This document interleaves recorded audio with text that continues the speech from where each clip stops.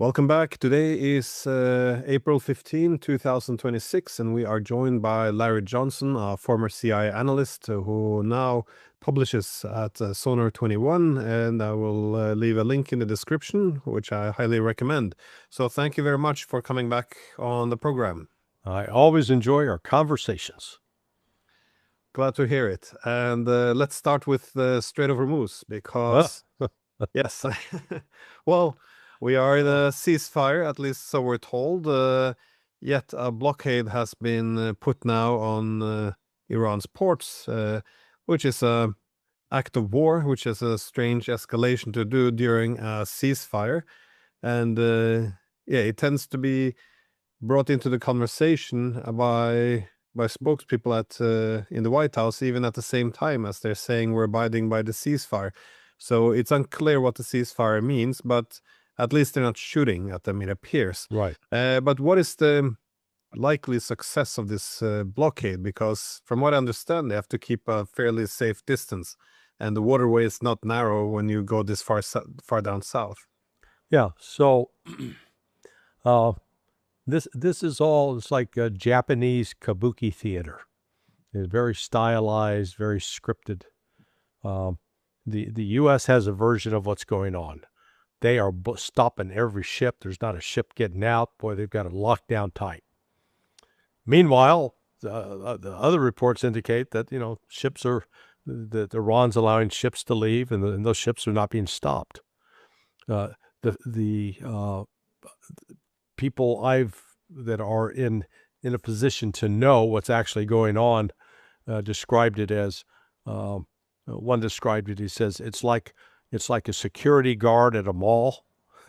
Yeah, he's got a uniform, but no real authority to do much, and not terribly effective. So this could potentially heat up, but as you noted in your introduction, there is Iran has the potential. They've got coastal defense cruise missiles. They've got close range ballistic missiles, and they have a variety of drones, both underwater and on water and in the air, sort of 3 dimensions that they can use against any ship, any U.S. ship that gets within, say, 200 miles of the coast. So the Abraham Lincoln, for example, in March, it had gotten within 220 miles of the coast, and it got attacked and suffered damage that even Donald Trump later admitted, they'd been attacked from 17 sides. Right now, it appears that Chinese vessels carrying oil for China have left the strait and are making their way to China and have not been stopped. Now, this could all change, but if the U.S. You need to do a proper interdiction on these ships, you need helicopters. Destroyers, they can come up and threaten to shoot you, but they're not going to carry that job out. And once it's putting, even if you had an aircraft carrier and the 2 Marine, they look like small aircraft carriers. They carry lots of helicopters. They can only cover a limited area, and it's stretching air assets. It really is putting a strain on U.S. air assets, is what I'm hearing.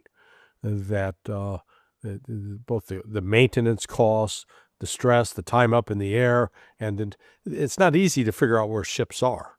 These oceans are big, and the ships don't have. There's not an easy automatic way to track it. I mean, I learned that the hard way over, in working with the Joint Special Operations Command over 23 years, and when we would do exercises, some that were maritime, unless you put a transponder on a ship and it sends out a beacon like friend or foe, then fine, you might be able to track it, but otherwise, there's no way to know. You can you can see something on radar, but doesn't necessarily tell you what it is. So and then we get to what's the purpose of the blockade, and this is where the Trump administration's all over the board. Early on, they immediately lifted sanctions on Russia and Iran. Why? Because they wanted the supply of oil, keep the supply of oil up. But now, this week, they've reimposed sanctions on Russian oil, and they're trying to shut down the flow of Iranian oil, and they've already lost 20% of the world's supply. And yet the oil markets are acting like, oh boy, we're going to, happy days are here again. Prices are going down on the oil futures, but the actual price people are paying where the ships finally dock is like 140 to, I've seen one price as high as $210 a barrel for Singapore. So the economic gut punch that's coming from this, the West they got their eyes closed, and what compounds this is the literal craziness of Donald Trump. He is out of touch with reality. He doesn't remember from one day to the next what it is that he has said. He says things that he believes sincerely are true that just are not true. Such as Iran's begging for negotiations. No, they're not. Not at all. We're the ones begging for those negotiations. Iran can live without it. And Trump is he's emotionally volatile, yelling at people, getting angry. And so the best description I've heard of it is it's like kids living with an alcoholic, abusive father. Don't wake dad up, tiptoe quietly, don't do anything to get the old man angry because he's going to start punching you or beating you. That's how they're treating Donald Trump right now, which is frightening. So there is a lot going on behind the scenes that this is not some great 5D chess game that that Trump's maneuvering and trying to accomplish this objective or the other. No, man, he's making it up as he goes along piece by piece. And the only one that has been firm about this is a bad decision, this is wrong, has been J.D. Vance, and Trump's gone out of his way to humiliate and isolate J.D. Vance. And well, I often wonder when I see these tweets that today he tweeted out that China is very happy that I'm opening the Strait of Hormuz. I'm doing it for them, for the Chinese. At the same, and at the same time putting a blockade on Iranian ports, in which 90% of the oil goes to China. Yeah. And at the same time, that same day, Scott Bessent comes out and say that, well, we're going to sanction probably 2 Chinese banks at least for buying Iranian oil because Iran is a sponsor of terrorism. That's the argument. So, and at the same time, the U.S. is opening the Strait of Hormuz for China.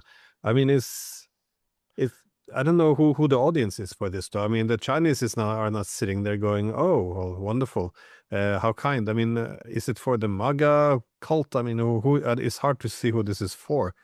But with the naval blockade, as you said, it requires a lot of naval assets which are being overstretched. But with more assets in the region, they have to dock somewhere for maintenance. A lot of the logistics, it appears, have taken some damage and hits. To what extent do you think this makes the U.S. more exposed, though? Oh, it's unsustainable. And, we're winning, we're in control.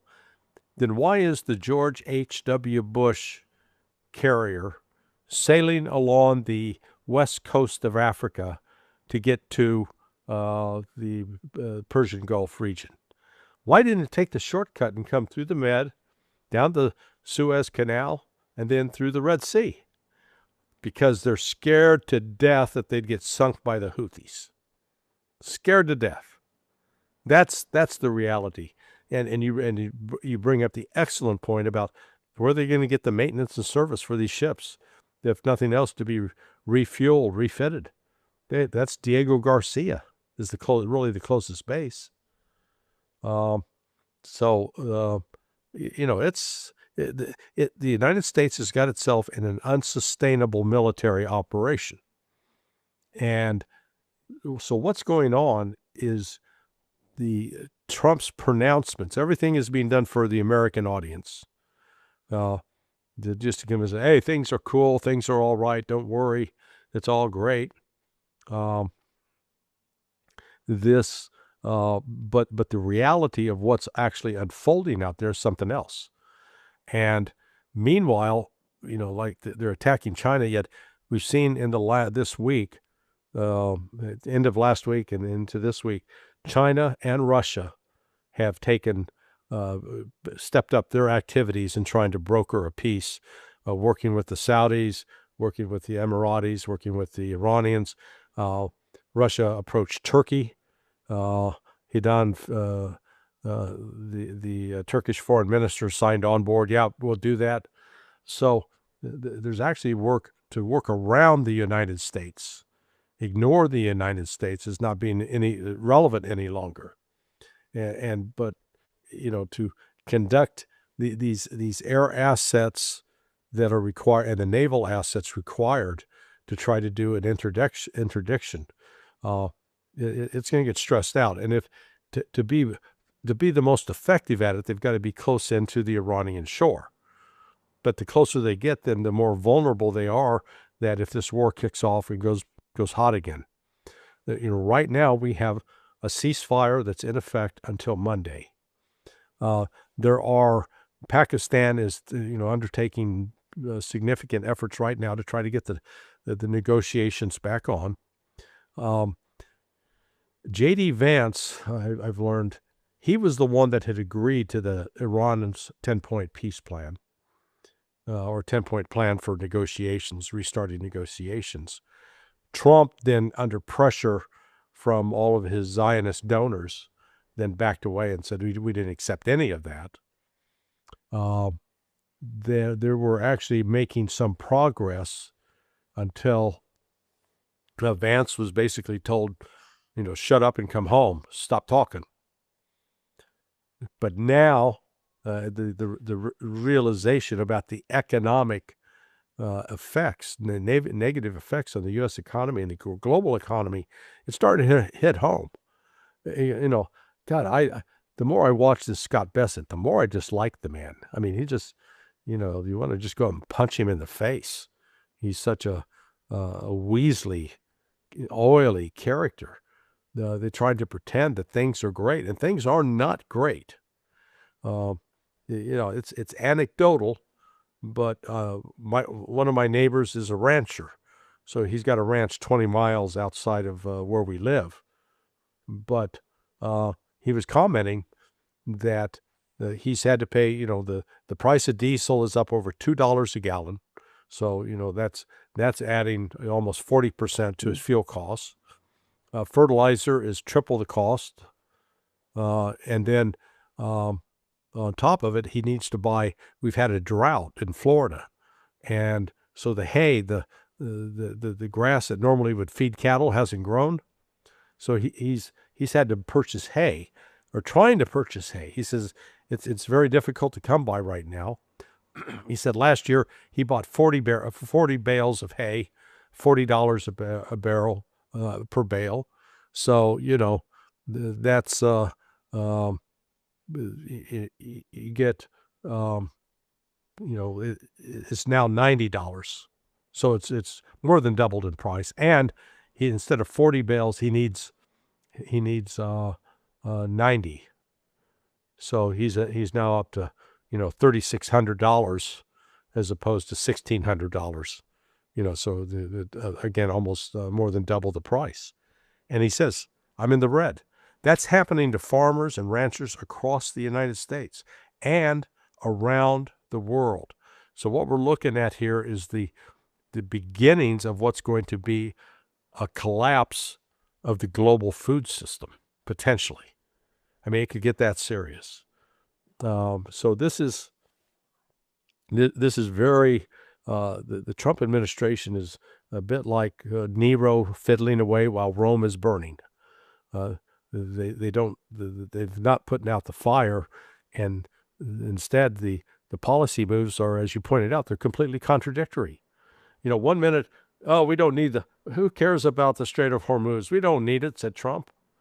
And then the next minute he's demanding in the most foul language possible that Iran open the strait. And then he's complaining that the Europeans aren't pitching in to help. Then he turns around and he blockades it so nothing gets out. And now he's saying, oh, yeah, we're helping China. China loves us for what we're doing because we're stopping the flow of oil to China. I mean, it's all over. It's a complete scatterbrained approach. And the only thing that explains it, it's not 5D chess, man. This is a mental illness. Well, that's why it just looks like this shock to the system is difficult to absorb, especially now. I mean, if it happened, like 2-3 decades ago, maybe it would have been easier. But we now have all this just-in-time logistics where we don't rely on warehouses, so everything has to run smoothly in order to reduce logistics cost. So that can't absorb much shock. You have people where you have record numbers living paycheck to paycheck, or in severely in debt. So if you suddenly have a slight increase in food prices or energy, it's very difficult to absorb it. Now we're going to have this massive energy shock where the prices double. We have a massive food shortage coming up. Prices are spiking. I mean, you can see how the problems will just start to spread through the entire system. And I would like to make predictions, but because it's so all-encompassing, it's gonna affect everything. So it's quite dramatic. I mean, such a massive shock to the system. I don't think they know what's coming down the road. Well, I guess we shouldn't listen too much to what Trump is saying as opposed to what he's doing. But he did say, that this war will soon be over. Of course, he's been overly optimistic since day one. But do you think he's expecting a defeat of Iran? Because I see a lot of U.S. military hardware being moved into the region. Or do you think his desperation is kicking in, so they need to find an out? Well, it's more about creating a narrative that he thinks will sell, that sounds good on Fox News. He literally he confines himself to watching Fox, reading the New York Times, and not doing much else beyond that. So he's got really a narrow information flow, and up until about 2 or 3 weeks ago, he wasn't getting the bad news. He was not, because if he'd get bad news, he'd fly into a rage and blame the person that was delivering the news. This is Shakespearean. I mean, this is a modern version of King Lear that has gone mad. And no one's come up with a fix. What do we do with this guy? He should actually be removed from office, receive medical care, being one of those, care facilities for people with dementia. But, instead he's allowed to still be in charge of this country and to make decisions, irrational decisions at that. To think that it was a good idea to send out a picture of himself as Jesus and, healing the sick. And then he turns around to say, "Oh, I was a doctor. What are you talking about?" And there's growing concern within the White House, I'm told, and I'm told by somebody who's in a position to know. So this is worse than the Biden situation. Biden, could fly off the handle too, but he was relatively harmless. Trump is not. Trump has a viciousness to him, and he's lost all empathy. And so this, right now with the information that's coming out about the so-called blockade, it appears that the Navy is deliberately lying to him, telling him what he wants to hear. Meanwhile, there are efforts underway to restart the talks and to use the whole nuclear issue as the way to get out of this. J.D. Vance wants to exit the war, and the way you exit it is basically you resurrect JCPOA. You don't call it that, but that's what it is. It would be on-site inspections by IAEA, continued support of the Non-Proliferation Treaty by Iran. But instead of a 10-year time, an agreement that lasts 10 years, this will be a forever agreement. That'll be Trump's. That's why he'll be able to say it's a much better agreement than what they had before, because now he's got a permanent, forever agreement, and Israel's safe. There are also reports out today that there's going to be a ceasefire between Israel and Hezbollah. And that, again, that goes back to one of the demands that Iran made. So if they pull that off, the problem is Trump is very much being driven around by Bibi Netanyahu. So even though Vice President Vance may be given the green light to do certain things, he doesn't have the ultimate authority here.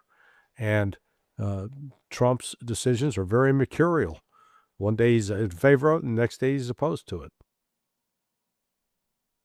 Yeah, I saw him give an interview where he was arguing, we could have, we could have this war over with soon. We can get a deal which makes sure Iran doesn't get a nuclear weapon. And, this gives me some optimism, because this sounds like an out.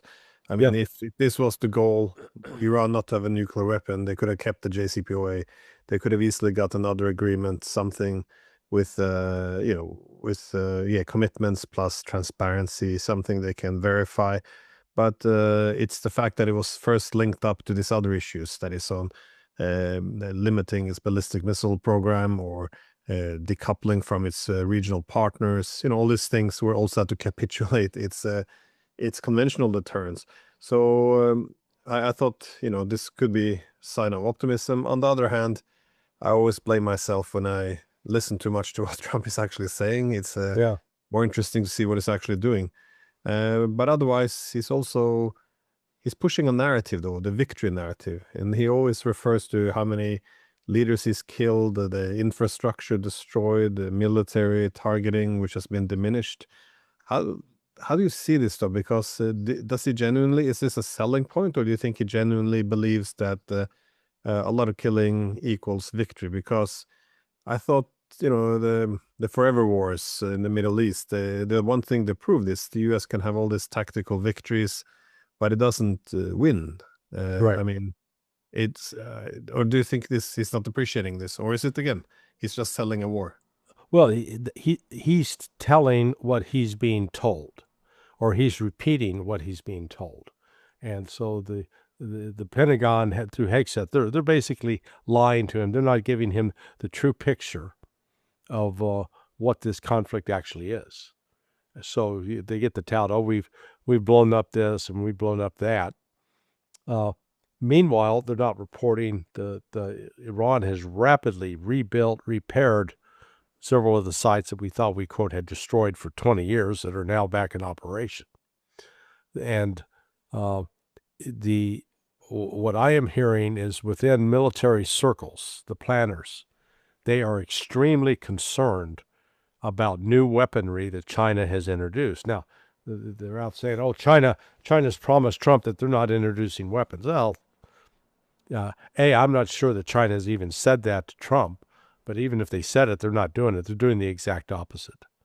So there is real concern that that there has been a significant upgrade in the air defense system on the part of, with the assistance of China, that F-35s, all the fourth generation fighters that the United States has flown into the region, that they will be vulnerable and will likely be shot down, at least some.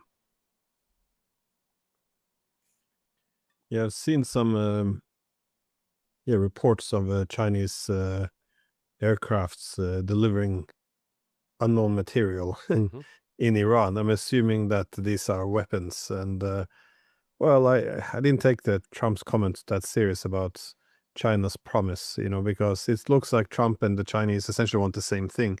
Trump needs headlines which suggest that the Chinese, respect his authority, that they wouldn't dare to send weapons. And the Chinese are also happy with the headlines that they're not supplying weapons. So it seems like they both win. But of course, I do think the Chinese are supplying. But what is the likelihood, do you think, though, that there could be well, if the ceasefire is extended, or if there's another peace agreement, or if there's an actual peace agreement. Because I always thought that the main challenge for Trump is, on one hand, he would like an out, but what the Iranians demand as an out, it essentially prevents. Well, it's too big of a price to pay, too humiliating defeat, especially after making all these victory laps claiming to have won. Yeah. Well, he'll be able. Look, I think if he can build the narrative and avoid the humiliation by simply selling the story that, hey, I have got a permanent end, forever and ever, Iran will never have a nuclear weapon. He can sell that, and then excuse the lifting of sanctions as and we're going to fulfill our promise that Iran's going to become a great economic power. The other component of this, though, is what happens with the war between Lebanon, Hezbollah, and Israel. So, I think Israel has suffered enough damage in that war that they're also looking for a way out. So if they can get some sort of new ceasefire agreement in place with Hezbollah, I think they'll take it. Still doesn't solve the Gaza question, but there are sort of other pressures here. Is that Jared Kushner and Steve Witkoff and their associates, they've got significant investments in the Gulf, particularly in the United Arab Emirates, and they're at risk of losing that money. So that's the other incentive to try to get a negotiated end to this as quickly as possible, so they can try to salvage their investments in those countries. I don't think UAE is recoverable now. I think it's beyond recoverable. But you'd have had direct intervention diplomatically with the Chinese, with the UAE yesterday or the day before, and also with the Saudis and the Qataris. So, and Russia as well as talking. So Russia and China are working together to try to create a peace settlement that will exclude the United States. The United States will not be party to that. And who knows? They could conceivably pull that off. I don't rule out anything on that front. But I remember, after the 12-day war, we spoke in length. I remember about the damages to Israel's infrastructure, economy, industries. Do we know anything yet about the hit they've taken? Because it is. There's limits on the information coming out, but what do we know? Because it's certainly the reports we're getting they do not cover that extent of damage. And so I'm just wondering what we know so far. It has been substantially worse, and we know that because if they had not caused significant damage, the Israelis would not have the censorship on that they do, because they would allow the media to come in and say, look, our air defense system has worked spectacularly. We haven't been hit. We got all the structures are standing. We're in great shape. They haven't done that because the opposite is true. They've taken a serious drubbing, and they're also working this respite. We're now 8 days into this, and it ends next Monday. We'll see if it gets extended. It may get extended. There is the Trump administration is desperate to get a deal done, and Iran's ready to go back and fight. So we'll see if Trump makes any further concessions. They will portray it as, oh, Iran came begging to the table, begging to please come back. We got to keep talking. That was all Iran's doing. And, Iran, there's no guarantee that Iran will come back to the table either. Yeah, no, well, it's been a few humiliating rounds. I'm thinking when Trump said, we have some constructive talks, so we're not going to hit them. And then for the foreign minister then to come out and say, no, we actually have no talks at all. I mean, if they really wanted a peace, this seems like a very strange game to play. Yeah. But what do we know now about the Iranian position, though? Because I spoke to some Iranians now who made the point that they have had that the negotiations seemed well, let's say strange in Islamabad. That is, Vance, couldn't really answer questions. He had to pick up the phone or call all the time. God knows who. But also, I was told that at the end, when they thought that the negotiation was still going, Vance essentially and his team just packed up and said, "Okay, I guess we're done," and broke it off. So it's very hard to read this kind of diplomatic behavior.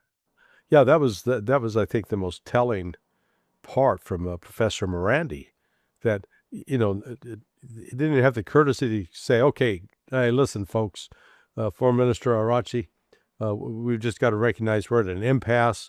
We're not going to be able to solve anything at this point. We're going to go now.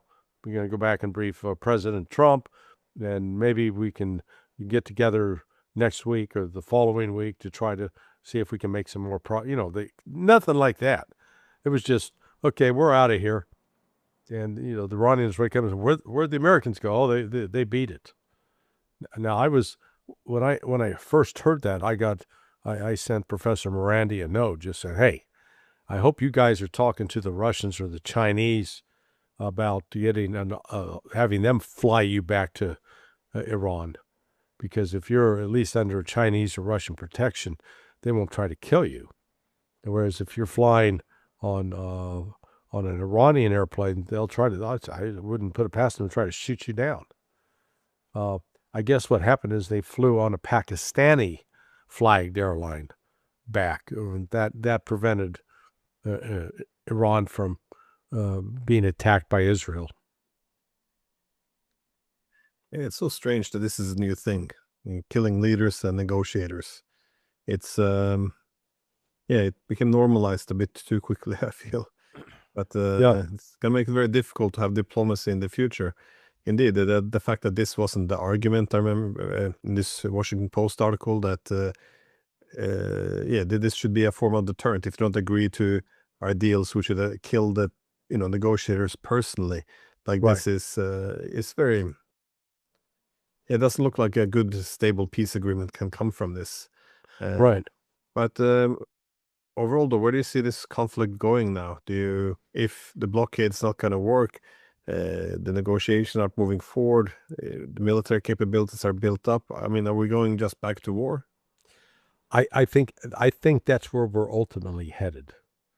I can see, look, from a logical standpoint, you can see that there's a clear exit ramp here for Trump. They can exit out of this war and try to get an economic solution in place that will start to repair the damage that's been done by having closed down the Strait of Hormuz and having shut down basically the export activities out of United Arab Emirates, Qatar, Saudis. I mean, Bahrain is toast. They're not, the U.S. base there is not coming back.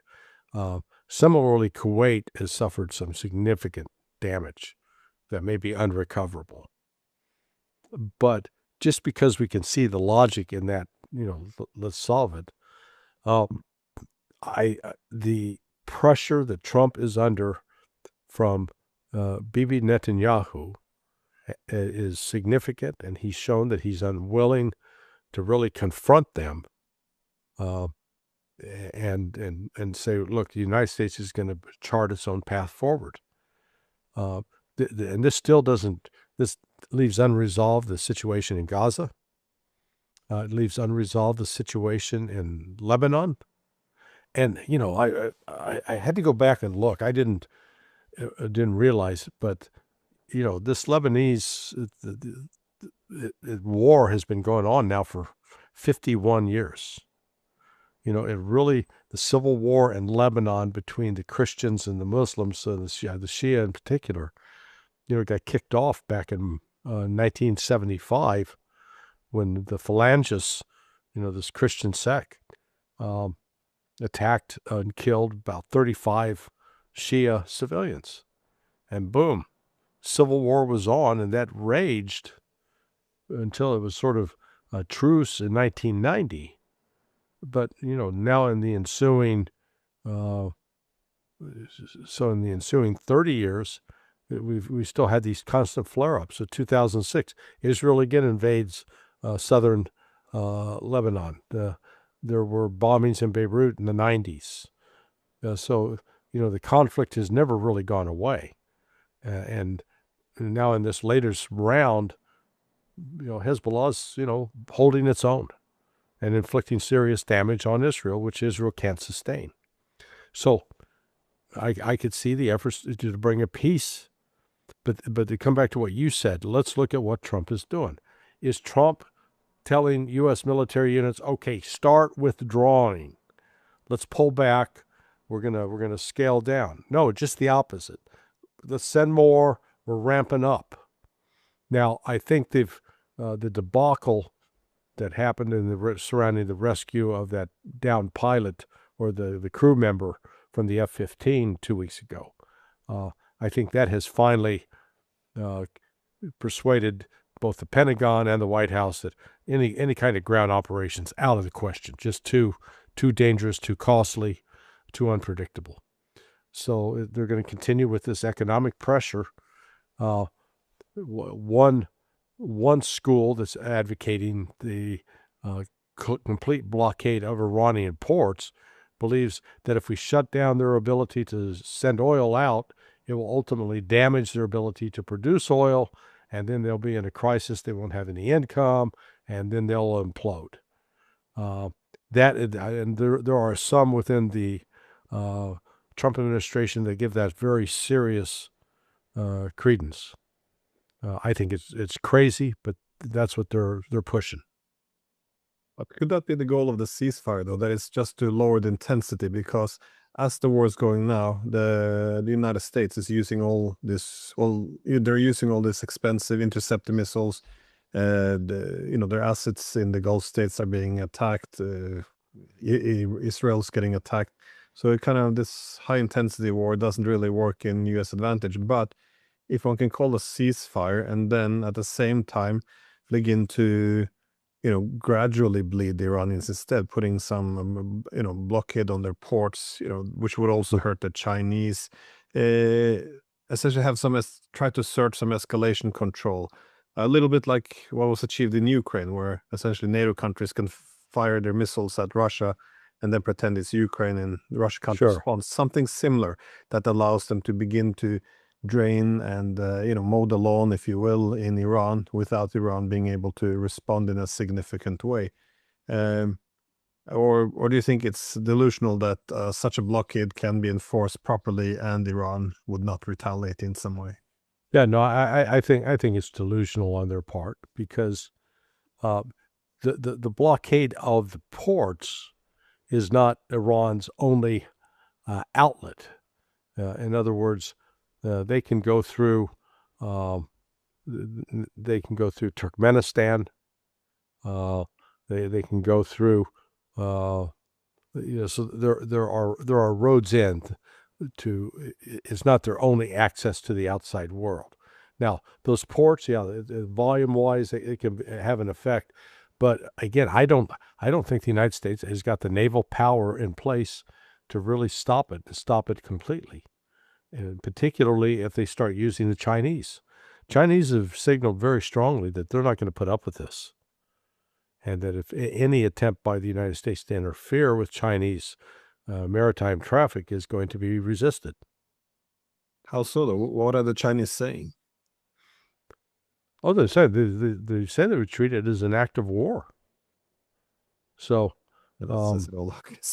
yeah.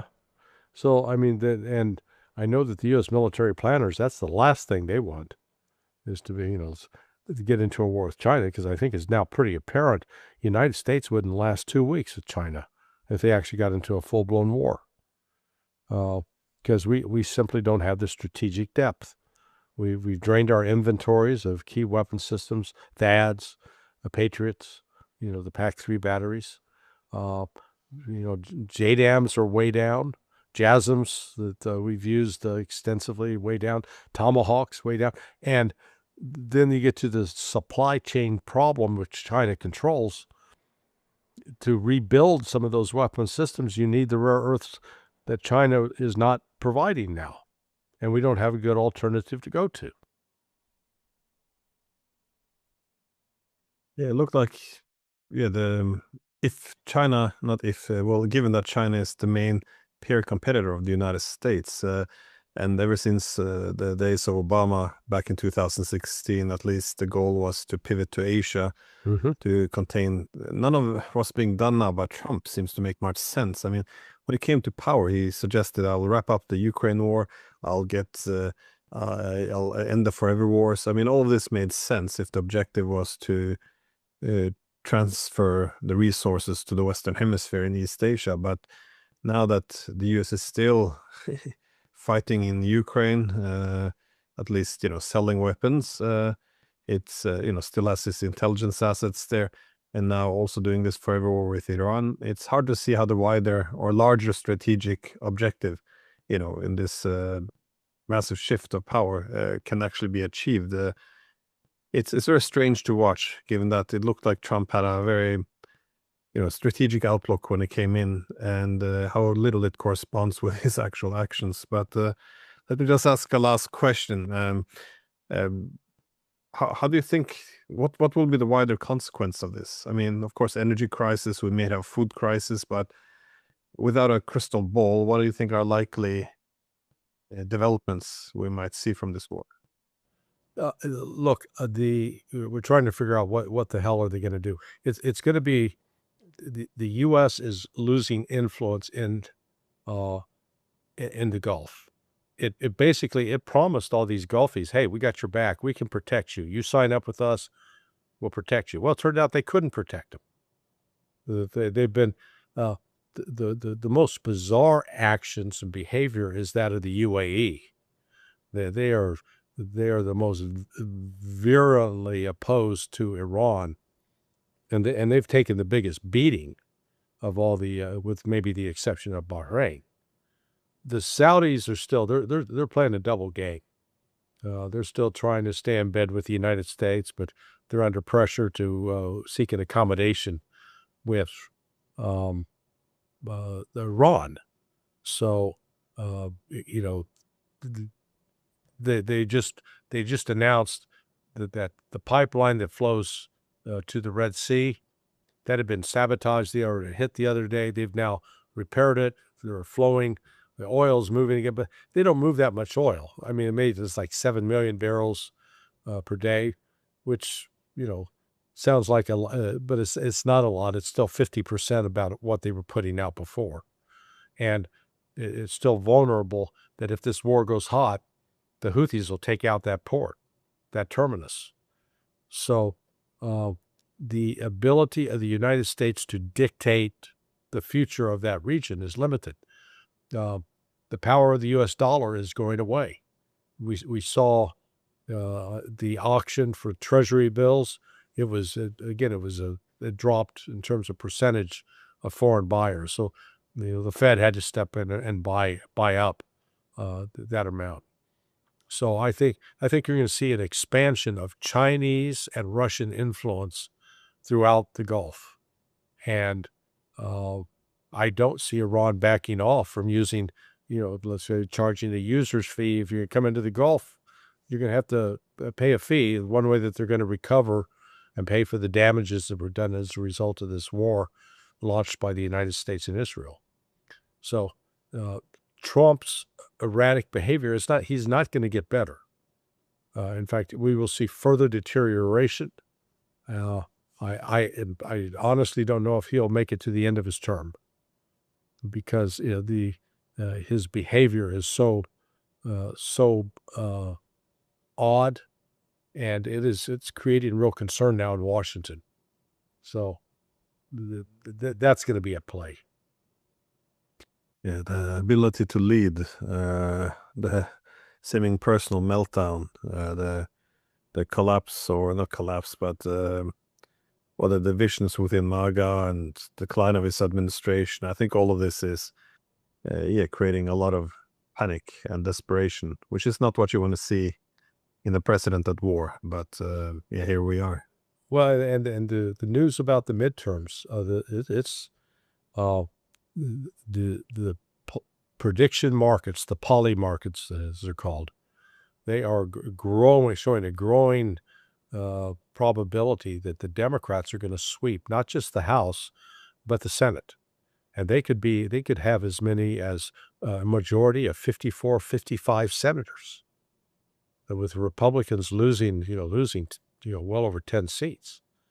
So this is, and then at that point, Trump has no agenda left, and he can be mad all he wants. The question is, will the Democrats impeach him, or will they just let him sit there and sort of twist slowly in the wind, like a body hanging off of a scaffold? J.D. Vance has tried desperately to try to keep Trump from going down the path of going to war with Iran, and he failed. And you're going to see it's going to be a mixture of political chaos in Washington, and with the possibility of Trump making some very irrational, dangerous decisions. But the sort of the good news for Iran is it's got solid backing in relationships with China, with Russia, and increasingly it looks like the Asian countries, since they're starting to go in their own direction, and I'm talking Japan, South Korea, Indonesia, Malaysia, Vietnam, that the influence the United States once wielded there is slipping away very, very rapidly. Yeah, not the best statecraft we've seen. So well, I know you have a busy day ahead of you, so thank you very much for taking the time. All right, my friend, keep doing the good work. The world benefits from your wisdom. Will do. Okay, Thanks. Take care. Bye.